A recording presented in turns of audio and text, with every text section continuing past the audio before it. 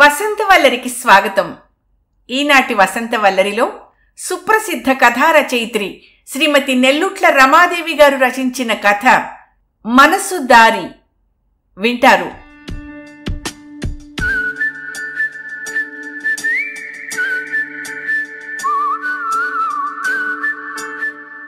నల్లని తారు రోడ్డు పైన మెత్తగా సాగిపోతోంది కారు.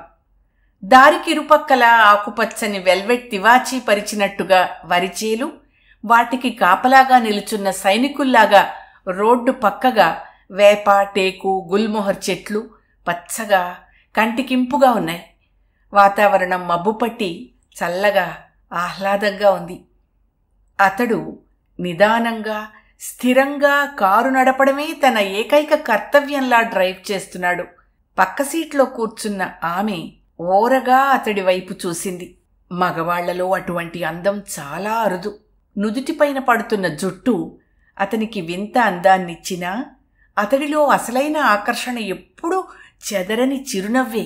ఆ కళ్ళు సీరియస్గా చూస్తున్నట్టున్నా అవి ఎంత ప్రేమను వర్షించగలవో ఆమెకు అనుభవమే.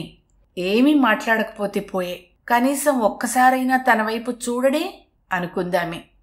అతన్నలా చూస్తూ ఉంటే ఆమె మనసు వశం తప్పుతోంది. తను తక్కువ అందగత్తేం కాదని ఆమెకు తెలుసు. అలక, లేక కోపమా, లేక బెట్టు చేస్తున్నాడా?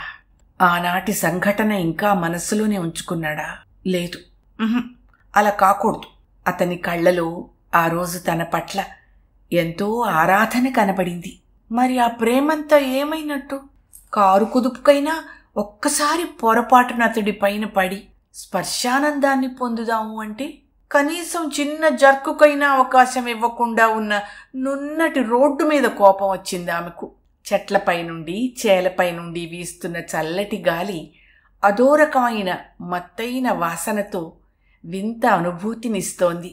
స్టీరియోలోంచి మంద్రంగా కొండగాలి తిరిగింది, గుండె ఊసులాడింది, గోదారి వరదలాగా కోరిక చెలరేగింది అంటూ ఘంటసాల గొంతు వింత భావనను తట్టిలేపుతోంది.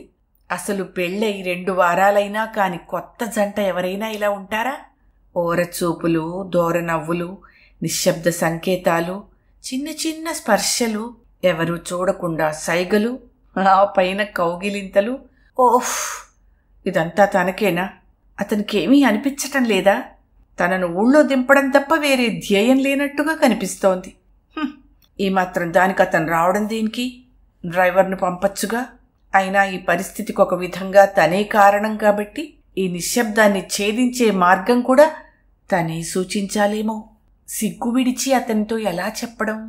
అతని గాఢ పరిశ్వంగంలో ఒక్కసారి కరిగిపోతే చాలనిపిస్తున్న తన మనసులోని అలజడి అతనికి ఎలా తెలియాలి? అతనికేమో ఇదేమీ పట్టినట్టు లేదు. చేసేదేమీ లేక నిట్టూర్పుని లోపలే అణచుకుని కిటికీలోంచి బయటకి చూడసాగింది. పైకి చూడనట్టు కనిపిస్తూన్నా అతను మధ్య మధ్య ఆమె వైపు చూసి చూడనట్టుగా చూస్తున్నాడు. పాలరాతి శిల్పానికి ప్రాణం వచ్చినట్టుగా ఉంది ఆమె. సన్నగా, పొడవుగా, నాజూగ్గా గోరింటాకుతో ఉన్న చేతివేళ్లను ఒక్కసారి ముద్దు పెట్టుకోవాలన్న కోరిక కలుగుతోంది. ప్రధాన పుంగరానికి, చేతి గాజుకి, పెళ్లి రోజున కట్టిన పచ్చటి దారపు కంకణం చేతికి వింత శోభనిస్తోంది. ఆకుపచ్చని క్రేప్ సిల్క్ చీరచాటున జాకెట్టుకు చీరకు మధ్యనున్న తెల్లటి పల్చటి ఉదర భాగాన్ని ఒక్కసారి చేత్తో తడిమి చూడాలనిపిస్తోంది. మెడలో ఉన్న పచ్చటి పసుపుతాడు మెరుస్తూ మధ్యలో కొంత దూరం కనపడక చివర మంగళసూత్రాలతో తళుక్కుమని కొండల మధ్య ప్రవహిస్తోన్న నదిని గుర్తుకు తెస్తోంది. ఆమె ఉచ్ఛ్వాస నిశ్వాసాలకు అనుగుణంగా కదులుతున్న ఆ వక్షద్వయం మధ్యలో తలపెట్టుకుని ఆ అందాలను గ్రూలితే పెదాలను సున్నలా చుట్టి రోడ్డు వైపే తదేక దీక్షతో చూస్తున్నట్టున్న ఆమెలో ఏదో తెలియని అలక. ఆమె వైపు చూస్తున్న కొద్దీ ఇలాంటి కొంటె ఊహలొచ్చి అతని మనసు అదుపు తప్పుతోంది. అలాని చూపు తిప్పుకుందామన్నా వీలు కావడం లేదు. ఈ అమ్మాయి కనపడని కళ్ళెం వేసి తన వైపు లాక్కుంటోంది. తప్పించుకోవడానికి, మామూలుగా ఉండడానికి నేనేమీ అడవుల్లో తపస్సు చేసుకునే మునీశ్వరుణ్ణి కాదుగా అనుకున్నాడు. అతనికి ఒక్కసారిగా 2 వారాల క్రిందటి తన మొదటి రాత్రి గుర్తొచ్చింది.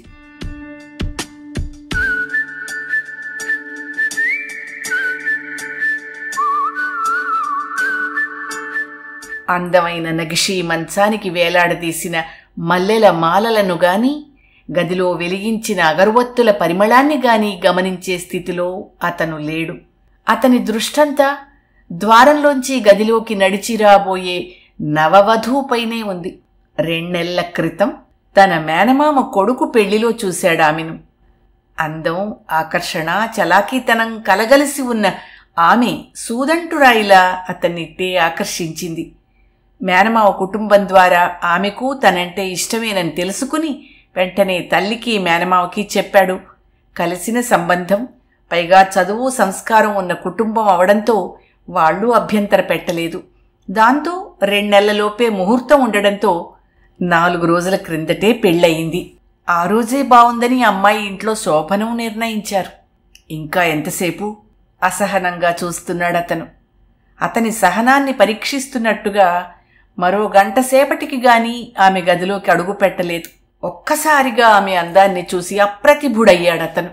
మొదటిసారి చూసినప్పటికీ ఇప్పటికీ ఆమె అందం ద్విగుణీకృతమైందో, లేక ఆమె పైనున్న ప్రేమ వల్ల అలా కనిపిస్తోందో గాని అంతటి అందం మునుపెన్నడూ చూడలేదనిపిస్తోంది. సంప్రదాయాలంటే ఇష్టమో, పెద్దల మాటంటే గౌరవమో గాని పాలకడలి నుంచి నడిచి వచ్చిన లక్ష్మీదేవిలా తయారైంది. పాలనురగలాంటి తెల్లని ఎర్రంచు పట్టుచీర, తలనిండా మల్లెలతో సర్వాలంకార భూషితురాలై చూస్తుంటేనే మతిపోగొట్టేలా ఉంది. ఆనాటి పెళ్లిలోని చిలిపితనం అంతా ఎక్కడ పోయిందో కొద్దిగా తలంచుకుని నిశ్శబ్దంగా నిలబడింది. అంతటి అందం తన సొంతం అనుకుంటేనే గర్వంగా ఉంది అతనికి. ఆమెను చేతిల్లోకి తీసుకుని లాలించాలని, ఆ చెవిలో గుసగుసగా ఏవేవో స్వీట్ నథింగ్స్ చెప్పాలని అతనిలోని ప్రేమికుడు, ఆమెను అలాగే ఎత్తుకెళ్లి అనంగరంగపు అంచులు చూసి తనువుల మధ్య దూరం చెరిపేయాలని అతనిలోని పురుషుడు ఉత్సాహపడ్డారు. చివరికి అతనే 2 అడుగులు వేసి గాజులు గలగల్లాడుతున్న ఆమె చేతిని తన చేతుల్లోకి తీసుకున్నాడు. ఇదంతా సిగ్గేనా? నేను తెలుసుగా లాలనగా అంటూ ఆమె మరో చేతిని అందుకుని ముందుకు లాక్కోబోయాడు. ఆమెలో ఎలాంటి కదలిక లేదు. ఏయ్, ఏమైంది? భయమెందుకు? నాకు కూడా ఇది మొదటిసారి. ఆమెను నవ్వించబోతూ చూపుడు వేలితో ఆమె తలను పైకెత్తాడు. అంతే, ఒక్కసారిగా షాక్ తిన్నట్టయ్యాడతడు. కాటుక దిద్దిన అందమైన కళ్ళ నిండా నీళ్లు. ఏమిటిది? ఏమైంది? నేనంటే ఇష్టం లేదా? లేక సైకాలజిస్టులు చెప్పినట్టుగా అదంటే భయమా? ఆమె పొందులో ఆనందపు అంచులు చూద్దామనుకున్న అతనికి చెప్పలేనంత ఆశాభంగం కలిగింది. మరలాగైతే పెళ్లికెందుకు ఒప్పుకున్నట్టు? బలవంత పెట్టి ఒప్పించే పరిస్థితులేవీ వాళ్ళింట్లో లేవే. ఏమైందో చెప్పకపోతే నాకెలా తెలుస్తుంది? నీరసంగా అంటూ తన చేతిలో ఉన్న ఆమె కుడి చేతిని వదిలిపెట్టబోతూ ఉండగా ఆమె చేయి చాచింది. అరచేతిలో ఉన్న సెల్ ఫోన్ని తీసుకుని అందులోని మెసేజ్ను చదివాడతను.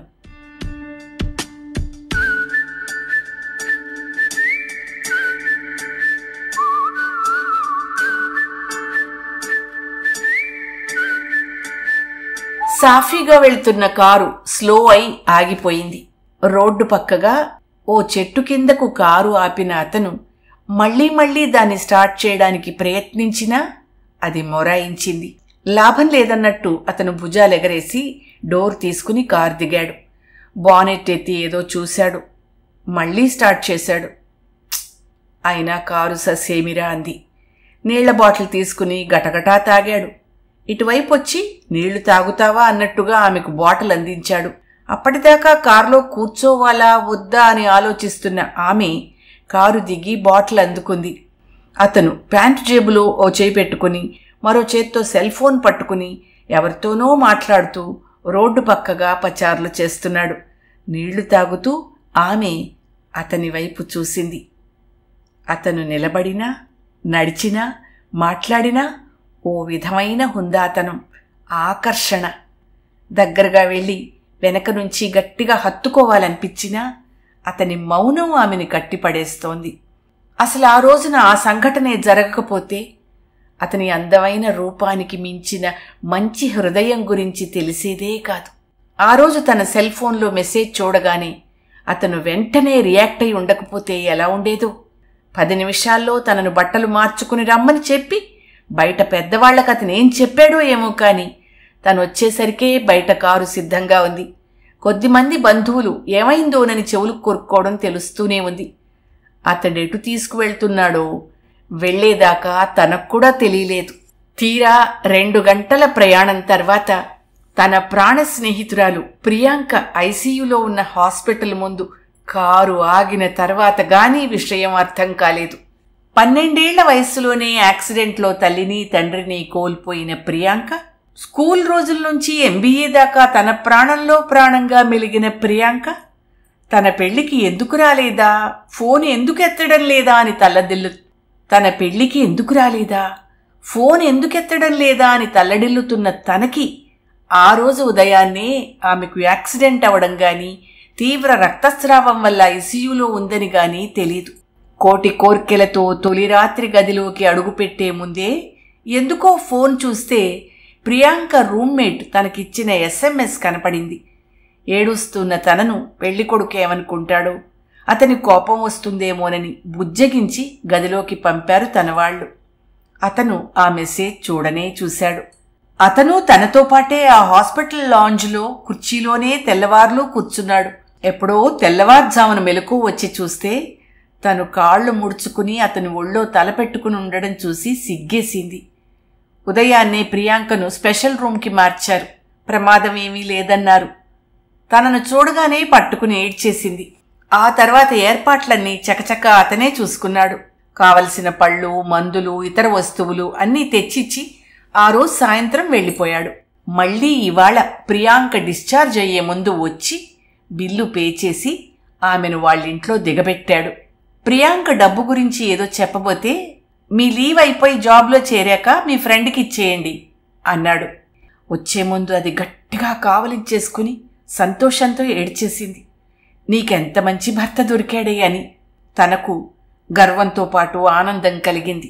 అక్కడ కారెక్కితే ఇప్పటిదాకా అతను ఒక్క మాట కూడా మాట్లాడలేదు.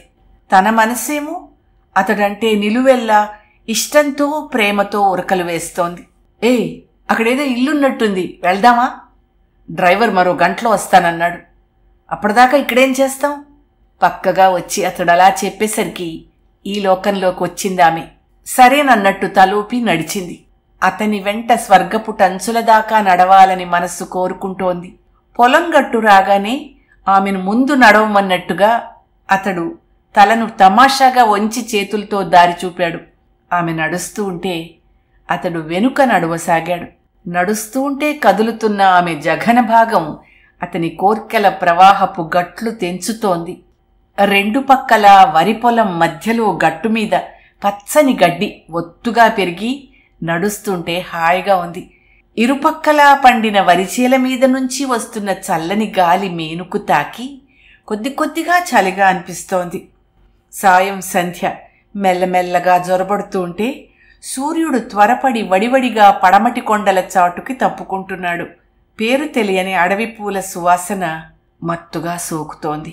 మెత్తటి గట్టు మీద నడుస్తూ ఏవో లోకాల్లో విహరిస్తున్న ఆమె చప్పున జారింది.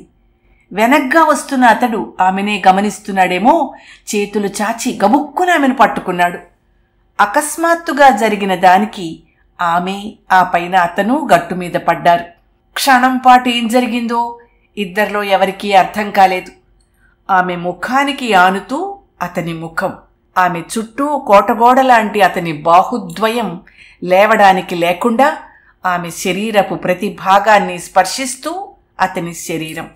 ఆమె అతన్ని పైకి లాక్కుందో, అతడే ఆమెను మరింతగా హత్తుకున్నాడో తెలియనంతగా దగ్గరయ్యారు.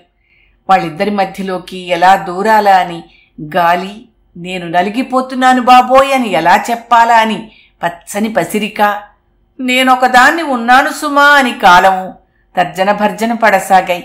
ఇదే అదనంటూ ఎక్కడో దాక్కుని పూలబాణాలు వేస్తూ మదనుడు, వెన్నెల కిరణాలతో వేడెక్కిస్తూ చంద్రుడు రంగప్రవేశం చేశారు. ఆ తొలి స్పర్శ ఇరువురిలోనూ అగ్గిరాజేసింది. వారిద్దరి దేహాలలోని అణువణువున మోహప్రవాహం కొనసాగింది.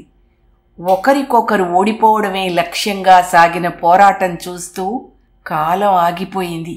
అతడి చేతులు ఆమెలోని రహస్యతంత్రులను మీటి కొత్త రాగాలను సృష్టిస్తూ ఉంటే ఆమె మూర్ఛనలు పోతూ ప్రేమరాగం ఆలపించింది. సంబరపడిన అంబరం కురిపించిన హర్షవర్షపు తొలిచినుకులకు ఈ లోకంలోకొచ్చారిరువురు.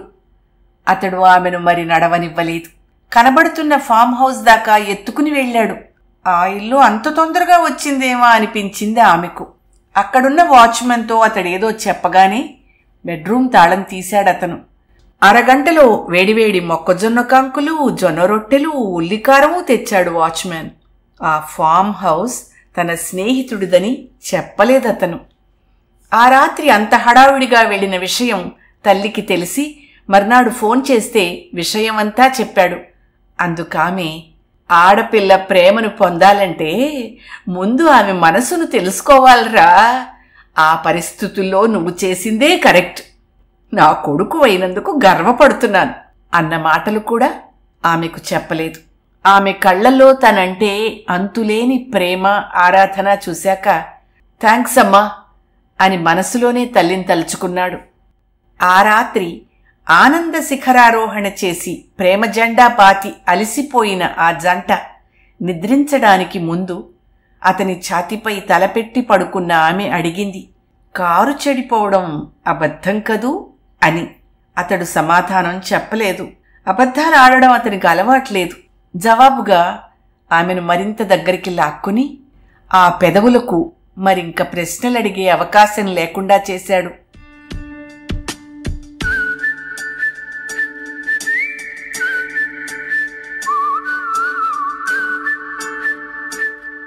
వసంతవల్లరిలో సుప్రసిద్ధ కథారచయిత్రి శ్రీమతి నెల్లుట్ల రమాదేవి గారు రచించిన కథ మనసు దారి విన్నారు.